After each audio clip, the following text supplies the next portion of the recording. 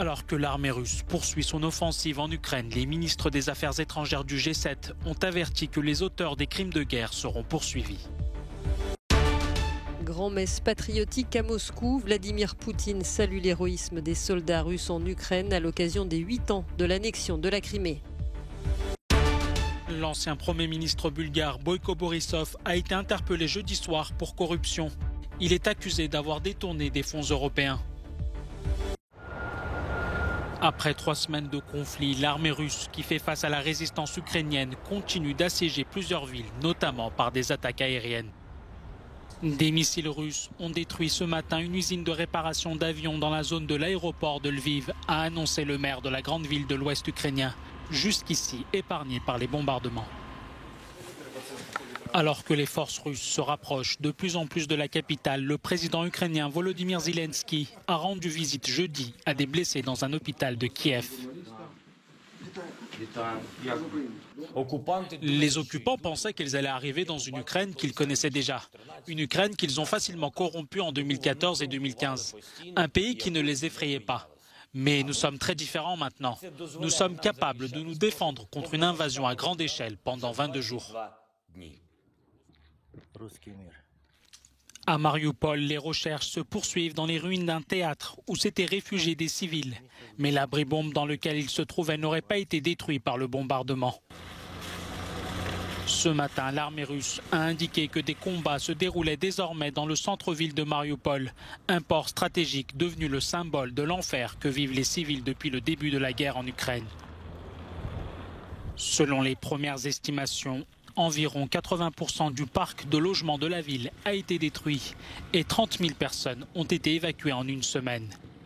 Le porte-parole du ministère russe de la Défense l'assure. Les forces armées de la Fédération de Russie poursuivent avec succès leur offensive. Elles ont réussi à prendre le contrôle de 2 autres villes en Ukraine. Hier, les ministres des Affaires étrangères du G7 ont averti que les auteurs des crimes de guerre en Ukraine devraient rendre des comptes devant la justice internationale. De son côté, le président russe Vladimir Poutine, lors d'un entretien téléphonique ce matin avec le chancelier allemand, a accusé l'Ukraine de faire traîner les pourparlers, estimant que Kiev avait des demandes pas réalistes. Depuis le début de la guerre, plus de 3 millions d'Ukrainiens ont pris les routes de l'exil. La Pologne est en première ligne dans l'accueil des réfugiés. Le cap des 2 millions de réfugiés a officiellement été dépassé ce vendredi, ont annoncé les autorités polonaises.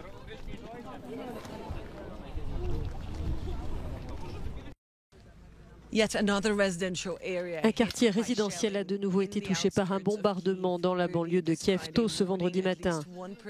Au moins une personne a été tuée ici. Pour vous donner une idée de l'étendue des dégâts, voyez ces images.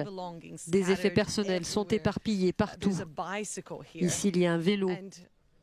Et là-bas, un poste de radio. Voilà les restes de ce qui était une voiture.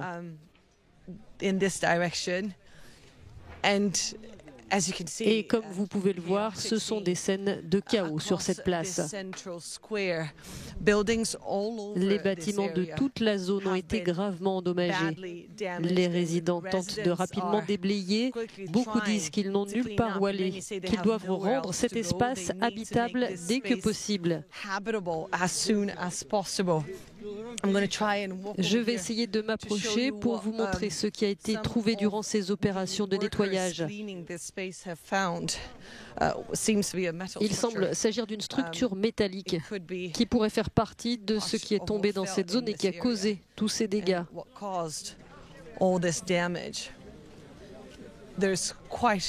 Il y a beaucoup de journalistes ici, comme c'est le cas depuis quelques jours, chaque fois qu'une frappe touche une zone résidentielle dans la capitale ukrainienne. Et voici ce qui reste de l'un des bâtiments. Vous pouvez voir qu'un mur entier s'est effondré. Tous les appartements sont exposés. Au moins 6 personnes ont été tuées ces derniers jours à Kiev. À chaque fois que des zones résidentielles ont été bombardées, les habitants se sont demandé jusqu'à quel point les choses pouvaient empirer. Annelies Boers is in Kyiv for Euronews. Le stade olympique de Moscou, plein à craquer et envahi de drapeaux russes. Une grand-messe ultra-patriotique en pleine guerre contre l'Ukraine. Le régime russe a ainsi célébré ce vendredi le 8e anniversaire de l'annexion de la Crimée ukrainienne. Point d'orgue du spectacle, le discours du chef du Kremlin. Vladimir Poutine a répété les raisons pour lesquelles il a ordonné ce qu'il nomme une opération militaire spéciale en Ukraine. Selon une rhétorique bien rodée, il a rappelé la nécessité de, je cite, dénazifier le pays, accusé de perpétrer un génocide contre les populations russophones. Sauver les gens de cette souffrance, de ce génocide, c'est la principale raison, le principal motif et le but de l'opération militaire, a-t-il clamé. Dans son discours, il a célébré le retour de la Crimée à la Russie en 2014 et salué l'héroïsme des forces russes engagées en Ukraine. Plus de 200 000 personnes ont assisté à ce grand gala ponctué de chansons patriotiques. Des personnalités politiques, des sportifs et des artistes sont montés sur scène, multipliant les messages d'allégeance à Vladimir Poutine. Reste un couac dans cet événement, la retransmission télévisée du discours du maître du Kremlin a été interrompue inopinément. La diffusion de l'intervention a repris en différé 15 minutes plus tard. Une panne technique a été évoquée.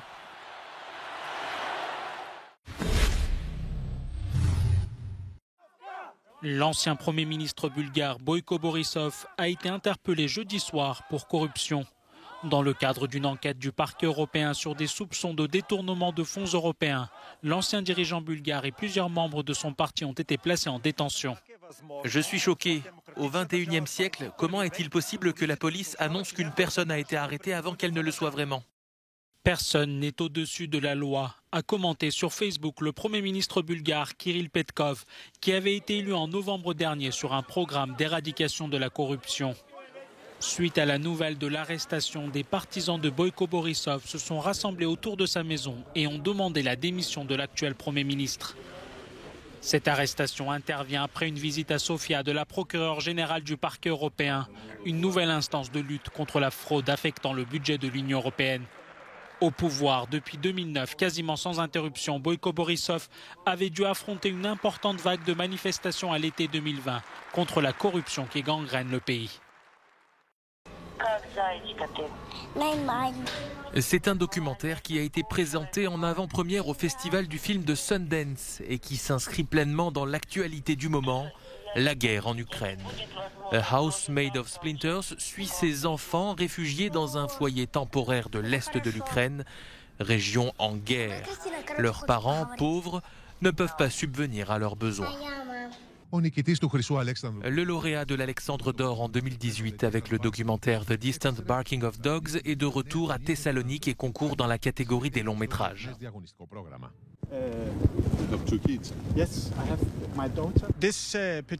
Cette région particulière de l'Ukraine est si proche de la ligne de front. Cette société a été sous pression à cause de la guerre, en cours depuis presque 7 ans maintenant. Plus de 7 ans en fait. Naturellement, il y a des conséquences à long terme, plus invisibles dans une région comme celle-ci. Les ressources s'épuisent, les gens perdent leur travail, il n'y a pas assez d'argent. Le chômage augmente, les gens perdent espoir. Et si vous ne pouvez pas vous échapper, vous commencez à boire. Cela peut créer des violences dans les familles. Ces enfants viennent de ces familles.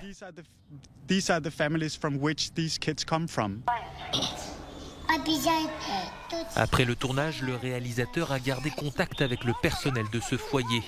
Au premier jour de l'invasion russe, les enfants et les travailleurs de ce centre ont pu partir dans l'ouest de l'Ukraine. C'est horrible, c'est l'invasion d'un pays souverain. Je ne vois aucune raison pour laquelle Poutine voudrait faire ce qu'il est en train de faire. C'est terrible. Il y a tellement de tragédies, tant de pertes de vies humaines. C'est complètement horrible. Ce que je sais, c'est que l'Ukraine est remplie de beaucoup de gens vraiment beaux et étonnants. Ils sont même très compétents dans des situations difficiles. Ils avaient l'habitude de gérer des situations difficiles. J'espère qu'ils retrouveront leur pays le plus vite possible.